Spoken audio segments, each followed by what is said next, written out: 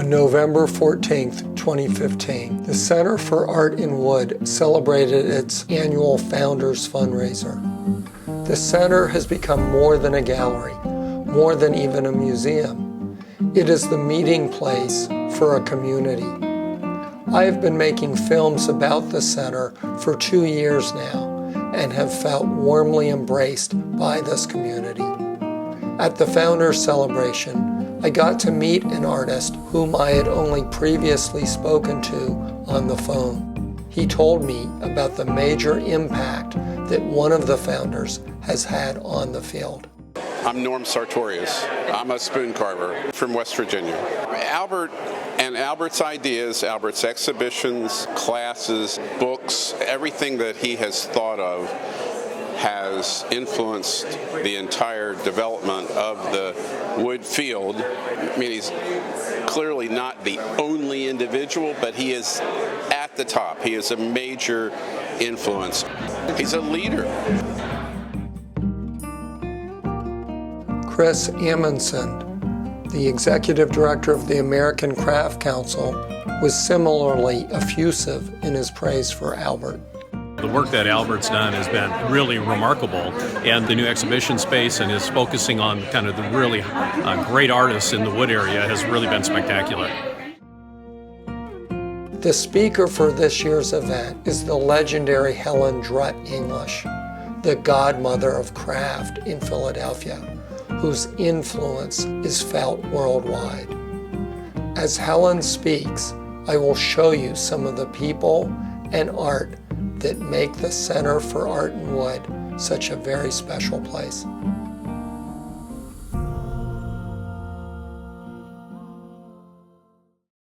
Thank you very, very much for coming. It's a great honor to be here on the cusp of the Center for Art in Wood's 30th anniversary in 2016.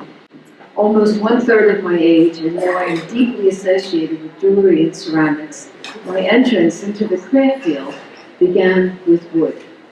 But before that, I would like to thank Albert Leikoff and the board for his invitation to address you and to celebrate the creative energies of those artists whose presence through their work and physical being have presented us with an extraordinary exhibition.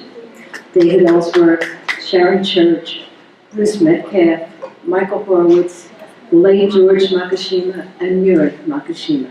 And Paul Smith, who unfortunately isn't here, has steadfastly documented the portraits of studio artists over the past decades. And for those of us who know him, he followed us with his camera for the last 30 years.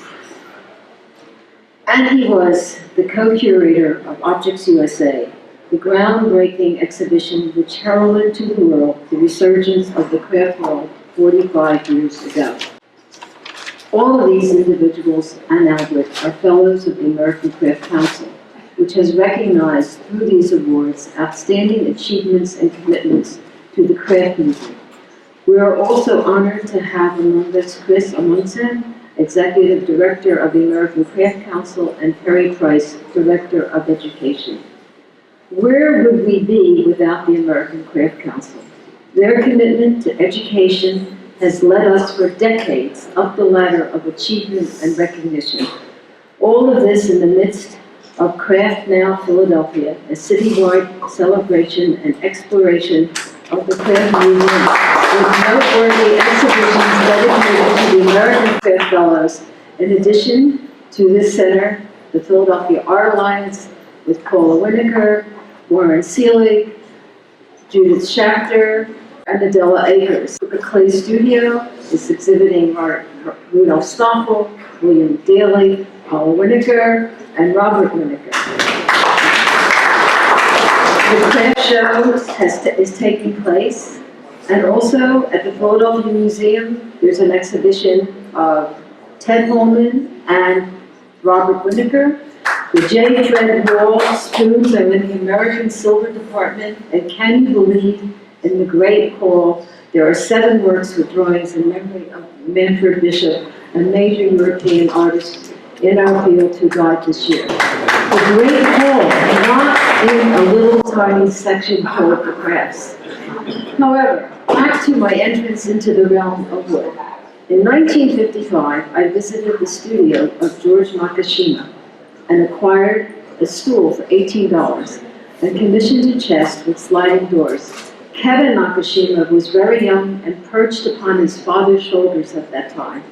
George had just arrived in Bucks County in 1943 at the invitation of architect Antonin Raymond, who had arranged for his release from an internment camp in Idaho. A terrible, terrible period in the history of America. Wharton Eschrick was already in Paoli. Bucks County also drew Philip Lloyd Powell, who had come to its land right after the Second World War in order to be in charge of his own existence. And in the early 1960s, I was commissioning wood, work by Philip Lloyd Powell.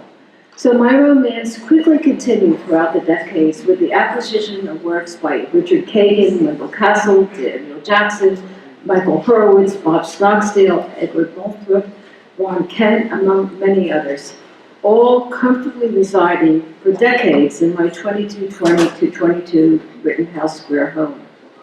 In the midst of my publicly unknown personal interest in wood, as an important source for the exploration of 20th century artists, I observed the birth of the Wood Turning Center in 1986, which grew out of a series of wood symposiums at the George School in Bucks County, where Palmer Sharpless taught, and where Paul Evans had actually gone to school.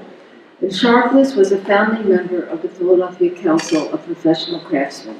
The Laycock brothers, Albert and Alan, with Palmer Sharpless, gave birth to the symposium, which acted as a catalyst for the incorporation of the Wood Turning Center. Hal Brand is back, and Albert, as the founding executive director, is still on board. Where is he? Is he behind me? All right. His passion and dedication is in his committed presence. Tina is beside him, unwilling to become jealous of this remarkable figure. Quiet, steadfast, always searching for any aspect that will endear the romance of wood to the world and secure its place in the modern and contemporary history of our field. And further, Albert, adorned with his beloved American Indian jewelry and accompanied by his cane. I am always amazed at his quiet, somewhat pensive manner, especially in situations that would raise my ire. So here we are.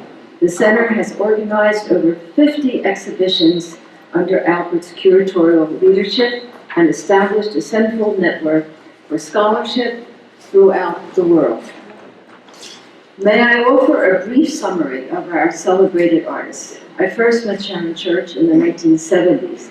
My deepest recollection is a conversation during the late Jem Fred Oldenhaven's exhibition at the gallery shortly before he died of AIDS.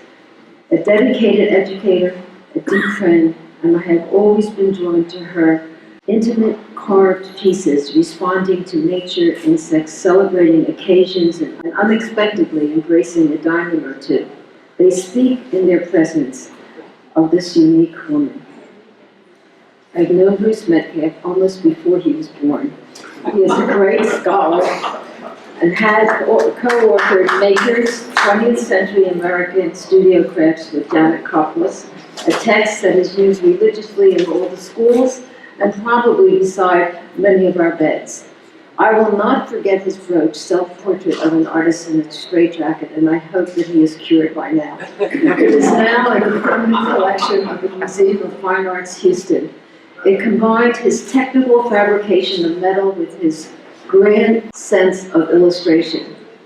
His rich, colorful, seductive necklaces take you into new territories in wood. And though I am not as familiar with David Ellsworth as a person, I remember fondly my visit to his home and studio decades ago, and I have been an admirer of his amazing thin-walled, hollowed forms. They are majestic. He has authored books and has been celebrated with endowment grants and committed himself and his life to wood turning. I have followed the work of Michael Horowitz quietly since 1981 and was fortunate enough to acquire a plant stand from him in Cambridge, Massachusetts when he had graduated from Boston University's program of art chemistry. Oh, I didn't say it right. Under the chairmanship of Jerry Osgood. What you don't know is that I was invited to become dean of that program in 1981 and turned it down because they wouldn't give me a contract. Like his peers, he is the recipient of many honors, which include the Japan Foundation Fellowship, an NEA, and the Pew. During the past decades, I have come to know Mira Nakashima beyond my initial knowledge of her father. My husband, Peter Stern, had commissioned works in 1980, and our daily lives are around a grand dining table which serves for life beyond 3 meals a day. It is our desk, our collective support for books and letter writing. It replaces the traditional hearth. All of these artists have achieved international recognition. All are in collections, both private and public, in major museums throughout the United States and the world. All have joined forces with Albert Laykoff's vision. The art of organizing exhibitions and maintaining a library is dissolved into the greater notion of caretaking and securing history for his field and for the artist. We love Albert for all of this. So why are we here tonight? We are here, one, to celebrate Philadelphia.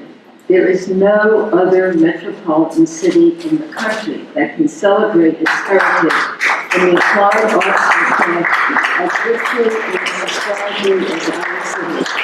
We are endowed with great museums, the Philadelphia Museum of Art, the Pennsylvania Academy of Art, Barnes Foundation, Rodin Museum.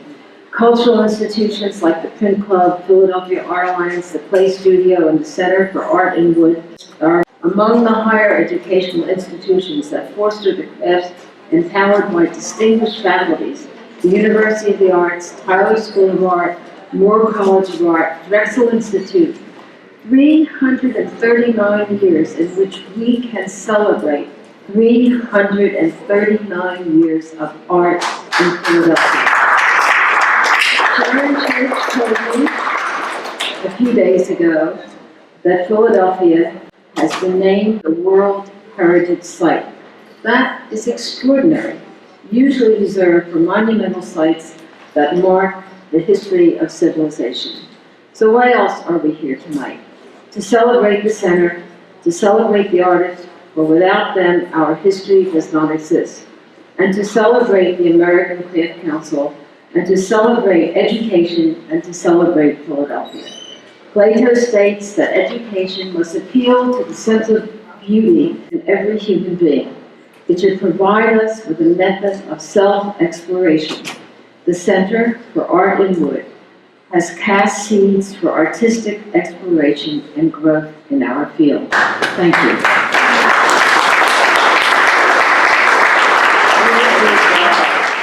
4 days from now, Helen Drutt will turn 85. So we would like to help celebrate her birthday with these appropriate petite and penny fours. And Bill, this is a beautiful portrait that Bill Daly made of Helen Drutt for what, your 39th birthday? 37. So what I'd like to do is invite people to sign this, and this will be our birthday card to Helen. Happy birthday to you.